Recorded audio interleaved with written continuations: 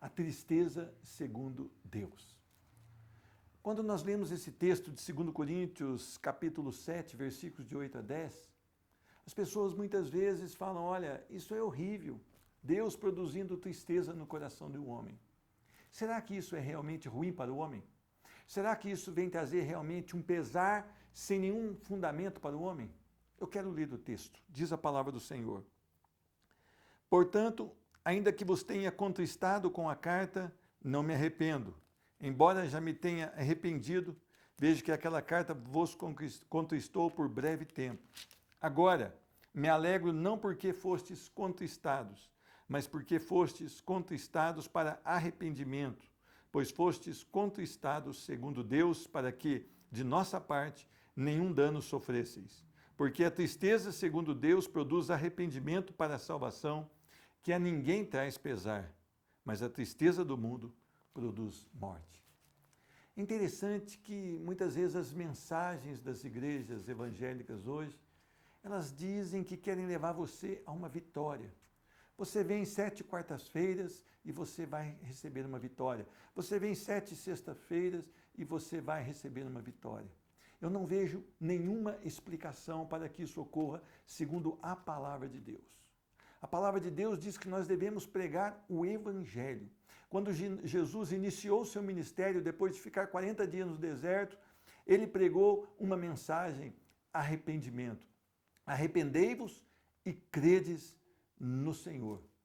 Você entende que o arrependimento, ele é importante, ou ele faz parte dessa nova vida em Cristo Jesus?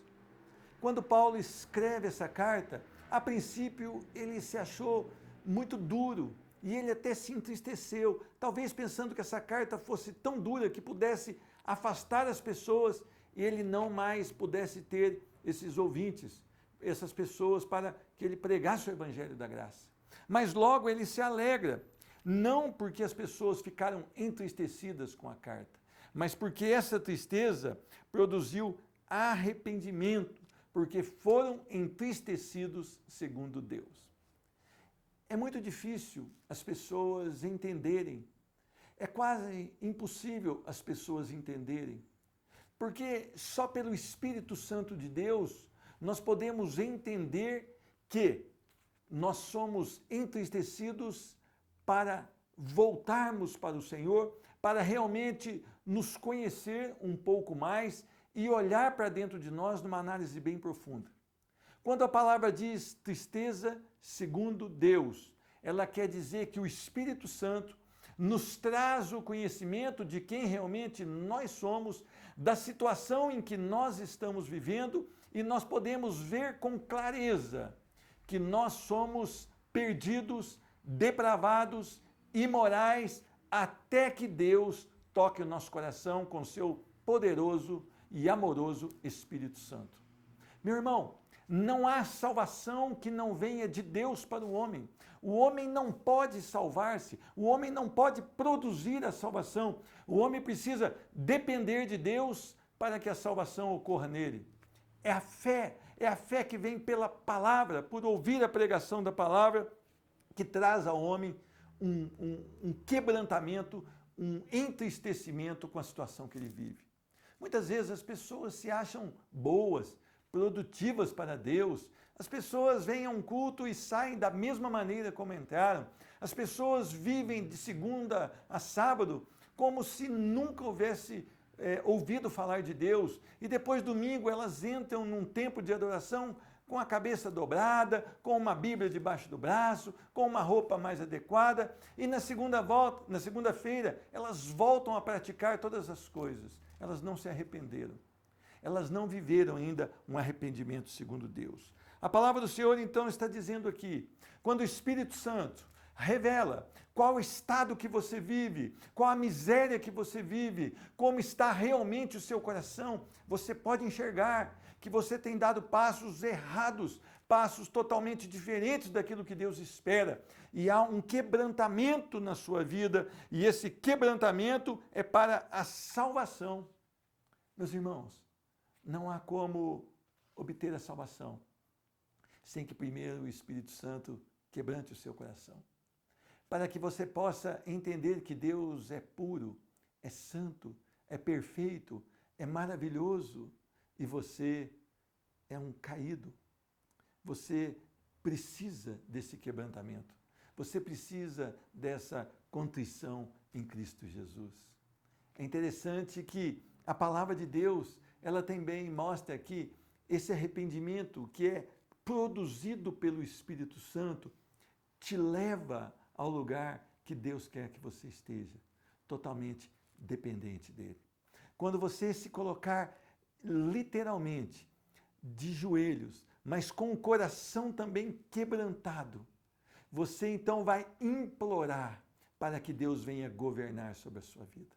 Você vai entender que toda a sua vida foi direcionada pelo seu próprio ego, pelos seus próprios sonhos, e isso não te levou a um lugar seguro. Muito pelo contrário, cada vez mais distante de Deus. Mas agora, com o Espírito Santo ministrando em você, ele produz esse arrependimento, que a ninguém traz pesar. Mas, por outro lado, o arrependimento, segundo o mundo, produz morte. É um remorso sem Cristo. É uma dor sem Cristo. A pessoa que muitas vezes ela faz uso de drogas, e ela passa de noites nas drogas, e depois, quando acaba aquele efeito de droga, há uma tristeza no seu coração, há uma depressão no seu coração, há uma miséria no seu coração, mas sem Deus. Isso faz com que ela se entristeça ao ponto de talvez querer tirar a sua própria vida, e muitos realmente tiram. Porque a tristeza, segundo o homem, segundo o mundo, segundo as coisas desse mundo que são contrárias a Deus. O curso desse mundo é totalmente contrário àquilo que Deus tem para nós. Você não pode entrar por esse mundo, você não pode amar esse mundo, você não pode pertencer a esse mundo, porque esse mundo não tem nada para a sua segurança, não tem nada para um homem que ama Cristo. E é interessante que quando Judas ele notou que ele tinha traído Cristo, essa tristeza segundo o mundo, essa tristeza que não produziu arrependimento, fez com que Judas então fosse se enforcar. E Judas então, ali na vida dele, o cumprimento da palavra que, ai por meio daquele o qual Cristo será traído. Aquele homem então, ele não teve o arrependimento, mas ele foi e tirou a sua própria vida. O que você espera da sua vida? Qual a mensagem que você quer ouvir? Olha, vai ter vitória? Vai ser só vitória ou não? Você precisa de arrepender. Arrependimento para que você possa entender que Deus é bom. Eu e você não somos bons. Nós somos ruins. Nós temos apenas algo que faz a diferença na nossa vida. A graça do Senhor sobre as nossas vidas. Se retirar da minha vida a graça, se você já é salvo, então se retirar da sua vida a graça, não sobra mais nada. Sobra um homem caído, imoral, um homem pervertido, um homem doente do pecado, um homem distante de Deus, um homem condenado ao inferno. Mas a graça, o favor imerecido de Deus vem sobre as nossas vidas e produz a salvação que há em Cristo Jesus. E nenhuma condenação há para os que estão em Cristo.